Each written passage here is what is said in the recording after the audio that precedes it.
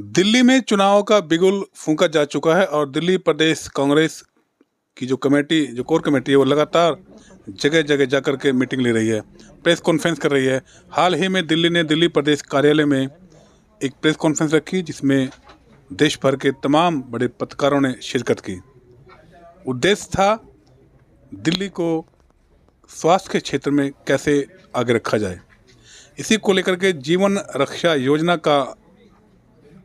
की एक शुरुआत की गई, जिसमें आपको बता दें राजस्थान के पूर्व मुख्यमंत्री अशोक गहलोत और दिल्ली प्रदेश कांग्रेस कमेटी के अन्य लोग भी इस मौके पर मौजूद रहे और सभी ने मिलकर के कहा कि ये एक बेहतरीन और अच्छी शुरुआत है दिल्ली के उन लोगों के लिए जो हेल्थ से जूझ रहे हैं।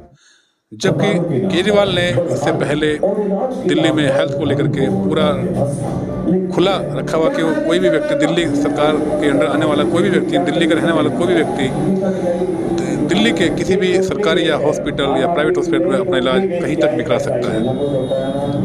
अब राजस्थान में ये योजना लागू की अशोक गहलोत जी ने, उसके बाद अब दिल्ली में इस योजना को लेकर के पूरी चर्चा जोरों पर है। जानते हैं दिल्ली प्रदेश के अध्यक्ष यादव जी ने इसको लेकर के क्या कहा। हर उस व्यक्ति का, चाहे वो किसी भी जेंडर का था, चाहे किसी भी एज का था, उसके जीवन को बदलने में जो महत्वपूर्ण योगदान चिरंजीवी योजना ने निभाया, उसी का अनुसरण करते हुए उसकी सफलता के बाद हमने ये तय किया कि हम भी दिल्ली में एक ऐसी योजना लेकर आए जिससे दिल्ली की स्वास्थ्य की सेवाएं बेहतर हो सके, यहाँ के रहने वाले लोगों का जीवन बेहतर हो सके। हम इसी योजना के तहत हर दिल्ली वासी को 25 लाख तक का मुफ्त इलाज देने का वादा करते हैं। ये जीवन रक्षा योजना हर दिल्ली वासी को उनके जीवन की सुरक्षा का भरोसा देगी। मैं ये बात आपके बीच में कहना चाहता हूँ। और क्यों इस योजना को लागू किया जाए, क्यों इस योजना की जरूरत है इस दिल्ली को, तो मैं चंद बात इसके बारे में जरूर कहना चाहता हूं कि यहाँ हवा में जहर है, पानी दूषित है, खाने में मिलावट है, जिसकी वजह से दिल्ली को गंभीर बीमारियों ने जकड़ लिया है।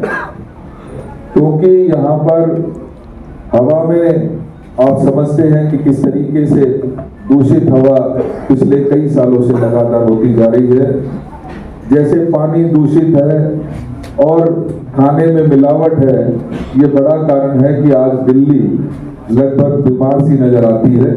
और ऐसे समय में दिल्ली की सरकार जो पिछले 10 सालों से यहाँ पर काबिज है, या केंद्र की सरकार जिसके अनेक हॉस्पिटल दिल्ली में हैं, उनकी जो व्यवस्थाएं हैं पूरी तरीके से जब भी जरूरत पड़ती है वो चरमराकर ढह जाती है। लिहाजा इस योजना को पूरे दिल्ली में हमने लागू करने का फैसला किया है और इसमें सभी प्राइवेट हॉस्पिटल भी इंक्लूड रहेंगे। अगर मैं आपको चंद बातें, क्योंकि हर साल यहाँ दिल्ली में होने वाली जो गंभीर बीमारियां हैं उसके बारे में चंद बातें जरूर बताना चाहता हूं कि हर साल दिल्ली में, और ये सरकारी आंकड़े हैं, आप समझ सकते हैं सरकारी आंकड़े और एक्चुअल में कितना फर्क होता है।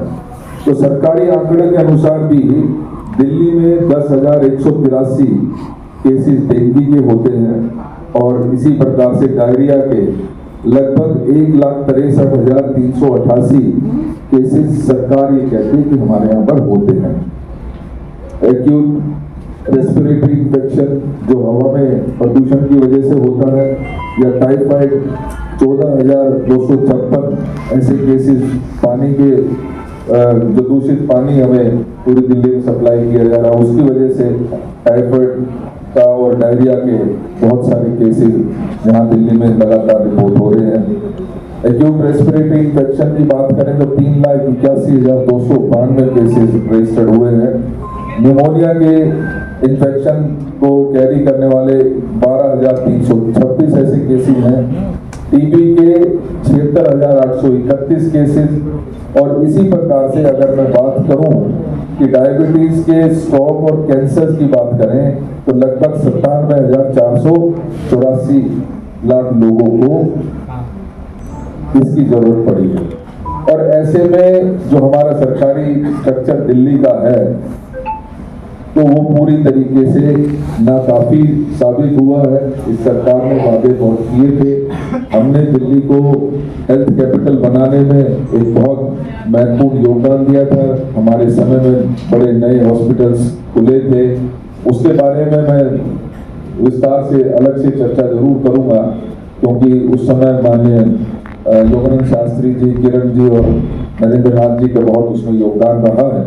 तो मैं सिर्फ आपका इस मौके पर और इस गारंटियों की हमें जरूरत क्यों पड़ी, इस सब चीजों के लिए हमें ये योजना लानी पड़ी। और इस योजना के पीछे, जैसा कि आदरणीय अशोक जी ने और भाई काजी जी ने कहा, इसके पीछे कांग्रेस का भरोसा है, इसके पीछे माननीय राहुल गांधी जी का भरोसा है, माननीय मल्लिकार्जुन खड़गे जी का भरोसा है।